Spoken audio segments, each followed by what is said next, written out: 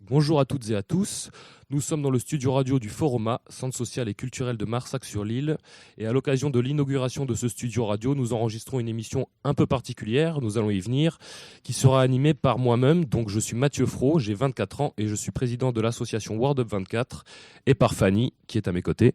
Oui, donc moi je me présente, je m'appelle donc Fanny, je suis en service civique au centre social du Foroma, et j'ai participé aussi aux ateliers graphes, mais on va y venir.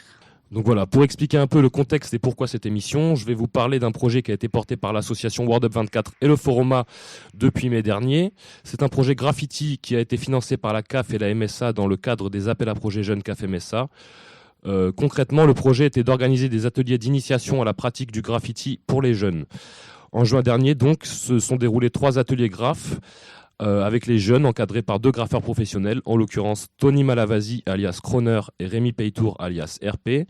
Le but final était de graffer les plaques d'isolation acoustique du studio radio, ce qui donne lieu aujourd'hui à l'inauguration de ce studio dans lequel nous nous trouvons. Donc, pour en venir au contenu de l'émission, en finalité de ce projet, entrepris en mai, nous organisons un débat radio pour parler de l'engagement des jeunes, de la pratique du graffiti et surtout pour pousser un peu plus loin la réflexion autour de la liberté d'expression. Donc pour ça, on a invité un certain nombre de personnalités qui ont donc leur opinion sur la question. Bonjour Monsieur Bourneville. Bonjour. Vous êtes préfet en charge de la jeunesse, sous-préfet en charge de la jeunesse. Alors, voilà. Je suis sous-préfet effectivement de Nontron. En charge de la jeunesse, je suis chargé par le préfet de département de promouvoir la politique en faveur du développement des services civiques. Et effectivement, c'est une des actions à la disposition donc du gouvernement pour développer une politique en faveur de la jeunesse. Mais ça n'est pas la seule. Donc voilà, je suis bien chargé de la promotion du service civique, mais je ne suis pas chargé de la jeunesse d'un point de vue global et général. D'accord. Nous avons aussi autour de la table Nathalie Arnaud, qui vous êtes... Vous êtes donc adjointe au maire de la mairie de Marsac. Oui.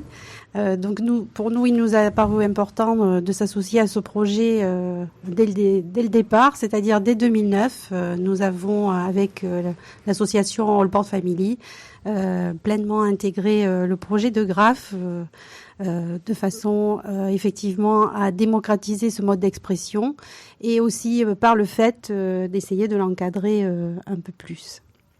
D'accord. Rémi Chastenay aussi présent avec nous, donc coordinateur de la Feuille Info, c'est bien ça ? C'est bien ça, coordinateur de la Feuille Info, donc une association qui porte le projet d'un magazine mensuel gratuit qui diffuse des informations culturelles autour notamment des musiques amplifiées, mais aussi des disciplines transversales des musiques amplifiées et qui est distribué à l'échelle départementale. D'accord. Jérôme Masson aussi présent avec nous, qui est coordinateur aussi, mais de l'association All Board Family. Oui, c'est ça, bonjour. Bonjour. Et nous avons aussi Renaud Fournier qui est graffeur et qui a fait la fresque sous le préau entre autres. Et aussi programmateur sur une radio libre qui s'appelle Radio Libre en Périgord et qui est associative, qui rentre aussi c'est parce que ça rentre aussi dans la liberté d'expression, dans le sens où on essaye de diffuser des artistes indépendants. Tout à fait. D'accord. C'est parti pour les questions et on va commencer donc avec vous, Monsieur Bourneville. Donc pour commencer, vous qui êtes en charge notamment des services civiques, pouvez-vous nous dire quelle est votre mission exactement sur le département ? Alors la mission sur le département, c'est de promouvoir le nombre de services civiques qui sont recrutés donc chaque année, à la fois en actionnant l'offre et la demande. C'est-à-dire en promouvant cette forme de citoyenneté auprès des jeunes, mais en essayant de faire en sorte que les collectivités territoriales, donc les mairies, les régions, les départements, les associations, recourent à des services civiques pour essayer de remplir des missions qui ne sont pas assurées aujourd'hui par des agents des collectivités ou par des personnes recrutées par l'association. Monsieur Bourneville, pensez-vous que le graphe est un moyen d'expression à considérer ? Pensez-vous qu'il touche les jeunes et au niveau de raccorder les jeunes aux valeurs de la République, pensez-vous que c'est un bon moyen ? Je pense que tous les modes d'expression doivent être encouragés dès lors qu'ils permettent de transmettre des valeurs. À partir du moment, on pourra peut-être en parler avec notre graffeur pro qui a réalisé cette fresque qu'on a vue tout à l'heure. À partir du moment où on arrive à exprimer une certaine sensibilité dans le respect de l'autre, je pense qu'on a gagné. Voilà. Et je rebondis sur ce qui a été exprimé tout à l'heure. Il m'a été expliqué que le thème était complètement libre. En fait, il n'était pas totalement complètement libre, parce qu'on a dit, voilà, composer quelque chose autour des couleurs de Marsac. Et à partir de là, ce qui est quand même une règle, eh bien, il y a une création qui s'est opérée. Et donc, tout comme dans l'improvisation, il y a un thème dont on part, là, le thème, c'était la couleur de Marsac. Et ça, c'est de la liberté d'expression. D'accord. Et du coup, pour vous, quelle place donnez-vous à la liberté d'expression dans votre travail ? Alors, je pense que la liberté d'expression, ou la liberté, c'est le droit le plus inaliénable de chacun d'entre nous. Un certain nombre de personnes peuvent penser que c'est la propriété. Moi, je suis convaincu que c'est la liberté. Donc, je pense que n'importe quel fonctionnaire, n'importe quelle personne, ce qu'elle doit préserver le plus au monde, c'est sa liberté. Et l'adage populaire dit que ma liberté s'arrête là où commence celle des autres. Et ça rejoint un petit peu ce qu'on a dit par rapport à la création.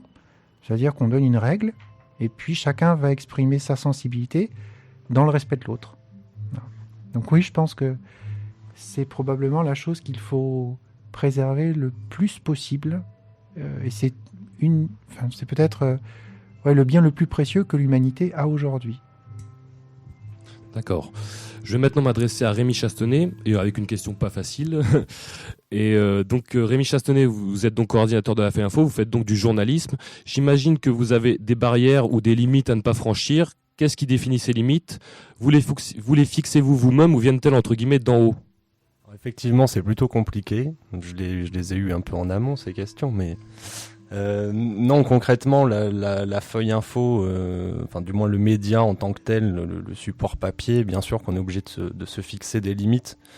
Ceci étant dit, on a défini, nous, en amont, avec l'association et de manière partagée et collective, un peu ces limites-là.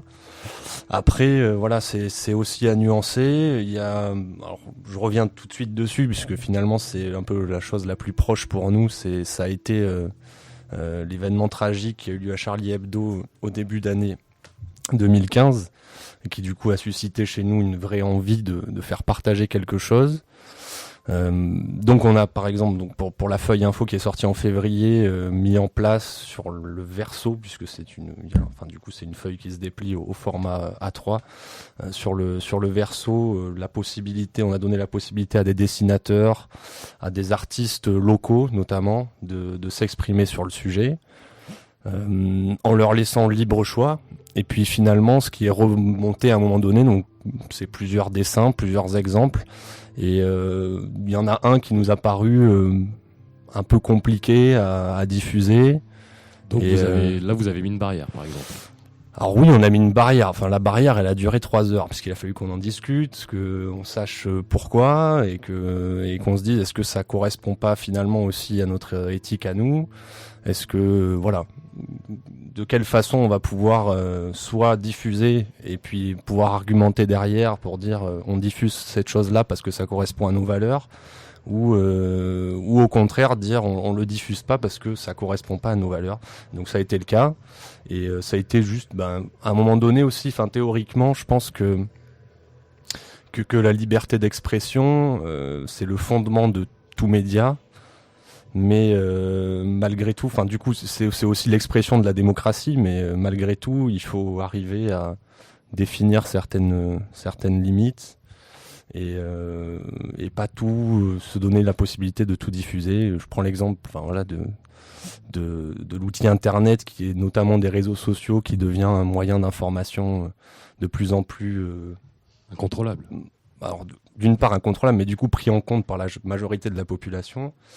Et c'est vrai que c'est un outil qui est pas tellement contrôlé, pas censuré non plus. Alors la censure, c'est encore un autre débat, mais du coup c'est un peu compliqué. Donc nous en tout cas en termes de format physique, puisqu'il sort aujourd'hui que en papier, On se sent l'obligation d'avoir un minimum de réflexion autour de ce qu'on publie à l'intérieur, même si du coup on essaye d'être le plus large possible aussi. Donc on parle de musique, on parle d'initiatives de jeunes, c'est une chose aussi qui nous tient vraiment à cœur, mais c'est peut-être aussi pourquoi on est là ce soir, puisqu'on est impliqué dans cette démarche-là depuis longtemps. Et voilà. Merci Rémi. Donc on passe maintenant à Monsieur Fournier, enfin Renaud. D'ailleurs, je crois pas qu'on avait dit votre nom d'artiste. C'est Neur, voilà. Donc vous avez donc fait la fresque sous le préau du Foruma. Et on a parlé un petit peu tout à l'heure. Est-ce que vous préférez du coup travailler avec un thème plus ou moins imposé ? Non, en fait là c'est ce qu'on essaye de vendre entre guillemets aux municipalités, aux agglomérations, c'est de nous laisser des lieux d'expression justement où souvent je peins avec un collègue qui s'appelle Luc qui est dessinateur et on ne sait jamais ce qu'on va créer. On ne sait jamais comment ça va finir et c'est sur l'inspiration du moment. Moi je dessine telle forme, lui vient se mettre autour et finalement on préfère avoir des murs comme ça de libre expression que des thèmes imposés parce que les thèmes imposés sont pas les nôtres et en fait peut-être ça rapporte de l'argent mais finalement on se fait pas plaisir à le peindre et finalement on préfère. Alors oui, je dis pas qu'une fois par an on cherche bien un plan qui paye vraiment comme ça nous fait toutes nos bombes pour l'année et après au moins on est tranquille, on peut faire ce qu'on veut. Mais là, il y a peut-être un projet en cours justement avec le centre de tri privé de Boulazac, Veolia. Je sais plus si c'est Veolia ou Suez. Je sais plus lequel. Non, je crois que c'est Suez. Et justement, ils nous ont demandé de repeindre une citerne. On leur a fait un motif sur ce qu'ils nous avaient donné. Et peut-être ça va se concrétiser.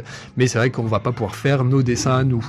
On est obligé de respecter quelque chose. Et dans la finalité, on préfère avoir des murs où, même des fois, c'est pour ça on va peindre dans des usines désaffectées parce qu'on sait que personne ne le verra, mais que nous, au moins, on a pu faire ce qu'on voulait.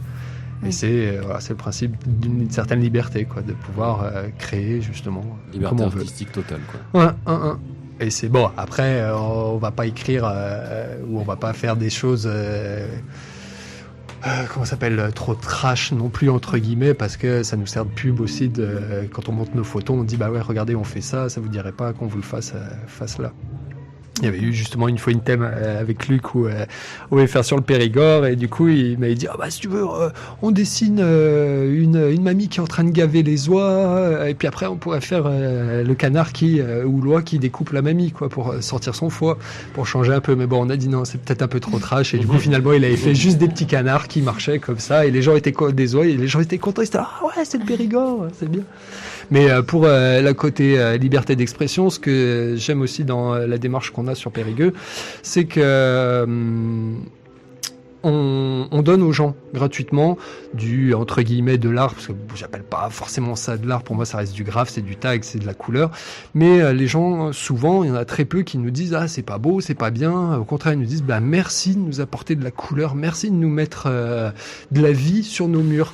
Que en ville il y a que des murs gris ou des murs tagués donc c'est vrai que là j'essaye dès que je vois des murs tagués d'aller voir les propriétaires et leur proposer si vous voulez on vous fait une déco donc si vous voulez quelque chose de précis là c'est payant c'est tel prix ou alors on vous fait ça pas trop cher mais on fait ce qu'on veut et pour l'instant ça commence à se développer et c'est bien et puis là c'est quoi avec la mairie de Périgueux on va mettre en place normalement au parc de la Source un mur de 70 mètres de long sur des palissades et on veut vraiment le développer à la mairie, je leur ai dit c'est gratuit, mais par contre je veux que n'importe quel tagueur de Périgueux ou graffeur puisse venir et fasse, même s'il y a une très belle pièce en dessous, mais qu'ils puissent s'exprimer, qu'ils aient un lieu où s'exprimer, parce que si on n'a pas le lieu, ça finit sur les murs un peu partout à la sauvage. Il y aura toujours de la sauvage, parce que le graphe vient du tag, et le tag c'est non contrôlé, mais essayer de développer ces lieux de libre expression, et qu'il n'y en a pas sur Périgueux, justement.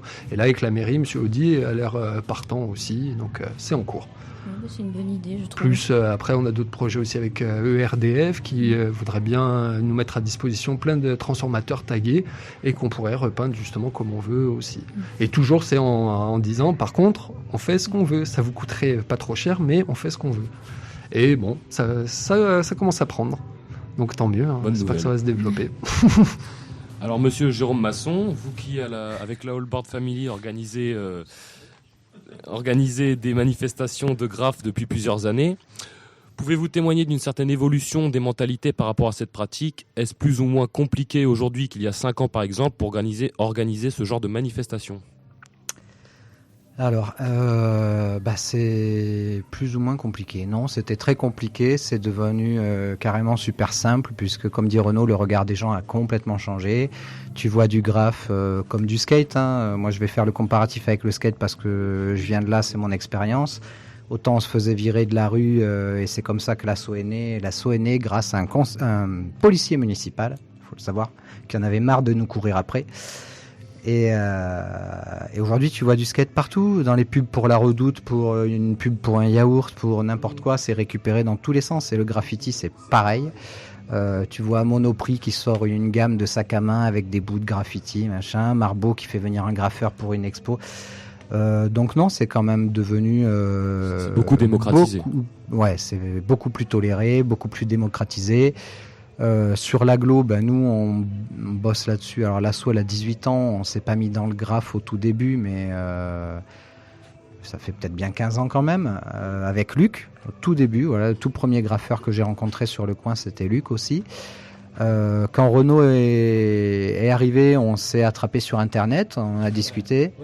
Voilà. Je suis arrivé il y a 7 ans sur Périgueux. La première personne que j'ai rencontrée, ça a été Jérôme, qui m'a dit « Ah mais trop bien, ça fait trop plaisir d'avoir quelqu'un qui est motivé à faire des choses. » Et c'est vrai qu'en 3 mois, je connaissais presque tout l'underground, en tout cas de Périgueux. Je me suis retrouvé à faire des émissions sur Radio 103, et connaître un peu tout le monde. D'ailleurs, ce que j'avais trouvé magnifique ici à Périgueux, c'est de voir l'investissement des gens auprès de leur association, de par leur association, pour faire des événements.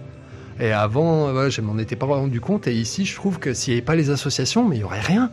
Il y aurait rien à Périgueux parce que ce soit aussi bien Some Product pour le rock, plein d'autres qui organisent des concerts. S'il n'y a pas les associations, il n'y a pas grand-chose. Très bien. Et vous, Madame Arnaud, qui êtes donc à la mairie de Marsac-sur-l'Île, avez-vous constaté à un niveau plus institutionnel une évolution ces dernières années concernant la pratique du graffiti sur votre commune ? Oui, pour notre part, sur la commune, nous avons commencé cet engagement de démocratiser cette pratique qui est vraiment un moyen d'expression dès 2009. Du coup, sur Marsac, il n'y a pas eu ou il n'y a pas pratiquement d'action sauvage. L'idée était bien d'essayer d'apporter un volet éducatif. C'est pour ça que nous avons travaillé donc avec le centre social à établir donc un dialogue et surtout à apporter un volet éducatif intergénérationnel. Donc nous sommes partis effectivement en commençant par les enfants au centre social qui fréquentaient le centre de loisirs pour arriver jusqu'à l'intergénérationnel. C'est pour ça que nous avons donc fourni des murs rue Ernest Bruy pour faire une fresque dans le cadre du festival des quartiers.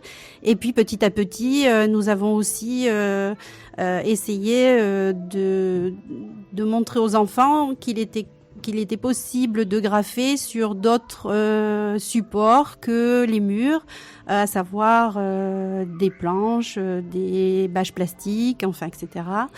Et puis surtout, c'était aussi un moyen de montrer aussi qu'il n'était pas nécessaire d'aller graffer le mur du voisin pour pratiquer son art. Voilà.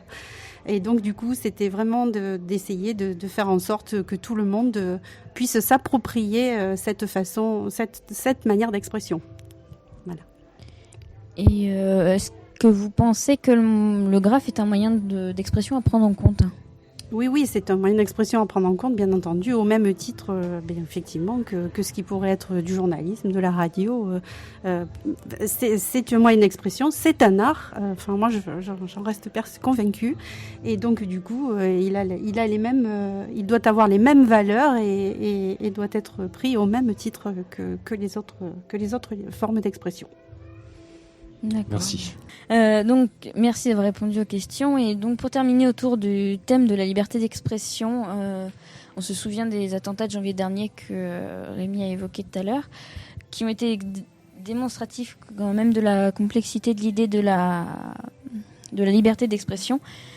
Et est-ce que vous tous. Donc, vous pouvez nous dire ce qui vous a marqué ou choqué dans ces attentats et quelle est la réflexion à tirer de ce drame. Qui veut prendre la parole Voilà. en premier sur ça, par rapport à Charlie Hebdo et peut-être monsieur le sous-préfet ou non, Rémi Chastenay. Allez-y, monsieur Bourneville. Je pense que ce qui me marquera le plus, mais c'est peut-être parce que je préfère être optimiste que pessimiste, c'est la mobilisation qui a suivi tout ça. Je pense que quand on est le nez sur un certain nombre de choses, on ne les voit pas. Et il faut parfois tout le choc d'un événement abominable pour qu'on puisse prendre conscience que le bien le plus précieux qui est le nôtre aujourd'hui, c'est ces valeurs républicaines qui, pour ma génération, étaient structurantes et le sont encore. Et tout l'enjeu aujourd'hui, c'est de faire en sorte qu'on puisse faire en sorte que les enfants puissent se les approprier. Et si ça passe par d'autres formes d'expression, peu importe. On n'apprend pas nécessairement la discipline en faisant du piano. On apprend la discipline en faisant du tag ou en faisant toute autre forme d'art ou d'expression corporelle et sportive. Donc voilà, moi c'est ça que je retiens. La prise de conscience, et j'espère qu'elle sera la plus durable possible, parce que je crois que c'est quelque chose qui nous dépasse infiniment et voilà, qui nous concerne tous. C'est le dénominateur commun que nous avons tous. Voilà. C'est ça que je retiens de ces événements. De pouvoir encore en France pouvoir s'exprimer et dire presque tout ce qu'on veut, quoi. Et puis, mais c'est pas presque, on peut le dire tout ce qu'on veut, on risque pas de se faire emprisonner le soir ou se prendre des coups de bâton parce que même si on critique le président ou qu'on critique n'importe qui, après voilà, moi, dans la liberté d'expression, à ma fille j'aime bien lui dire pense que fais aux autres ce que t'aimerais qu'ils te fassent ou ne fais pas aux autres ce que t'aimerais pas qu'ils te fassent. Et dans la liberté d'expression, je pense que c'est bien de penser à ça aussi, de pas agresser les autres non plus, de les respecter comme on voudrait qu'on soit respecté. Et que ça revient sur justement la liberté. Non, je sais plus commence la liberté. S'arrête notre liberté quand commence celle des autres, mais voilà, de respecter les autres aussi pour qu'on soit respecté soi-même. Après, c'est un ensemble de toute la communauté, tous ensemble, de tous se respecter. Quelqu'un d'autre? Oui. Moi, j'aimerais vous poser une question à vous deux, qui terminez un service civique et vous qui le commencez. Oui. On va commencer peut-être par celui qui termine. Quel bilan est-ce que vous faites de cette expérience et qu'est-ce qu'elle vous a apporté finalement? Beaucoup de choses. D'ailleurs, je pensais pas même qu'on pouvait. Je commence, on va dire, dans la vie, mais je pensais pas qu'on pouvait apprendre autant de choses, on va dire, au sein d'un seul endroit. Et oui, du coup, j'ai appris beaucoup de choses que je pourrais même pas tout citer là maintenant d'un coup. Et je suis assez satisfaite, on va dire, de ce service civique ici. Et après, qu'est-ce que vous voulez faire? Après, donc j'avais donc prévu soit de me relancer dans ce que j'avais prévu de base par rapport à mes études dans le commerce, ou éventuellement donc continuer ici au centre social, mais plus axé sur les enfants, le centre, l'accueil de loisirs et dans ce genre-là.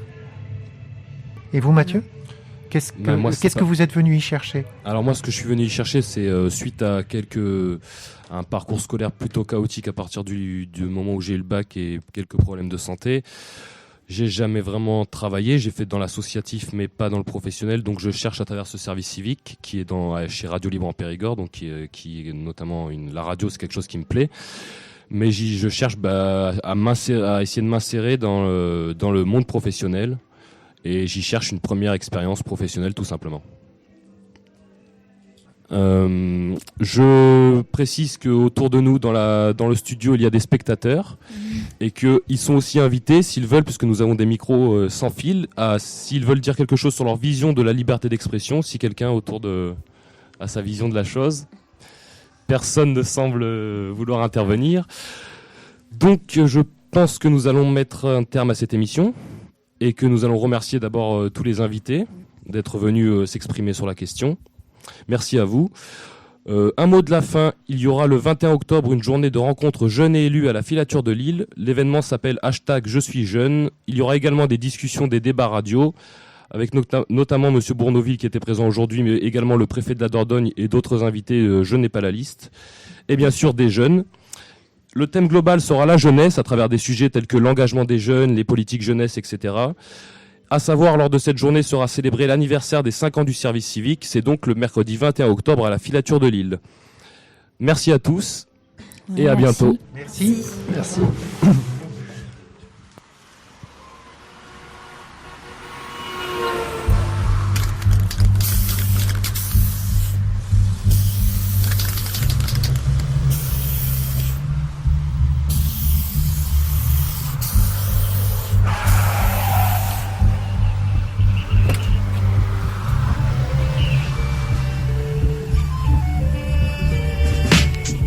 Dark hoodie when I walk these streets, inscribed with streets, no heat, my steps to street. Brass knuckles for these suckers with beef. I need graffiti in cities surrounds me to make my life complete. I used to see it as an ignorant act of turf market till my man Bruce showed me the journey that he embarked in. I started sparking spots with flames, names to gain some shine. Some followed but stopped in due time. Just another fad for some, it was the thing to do.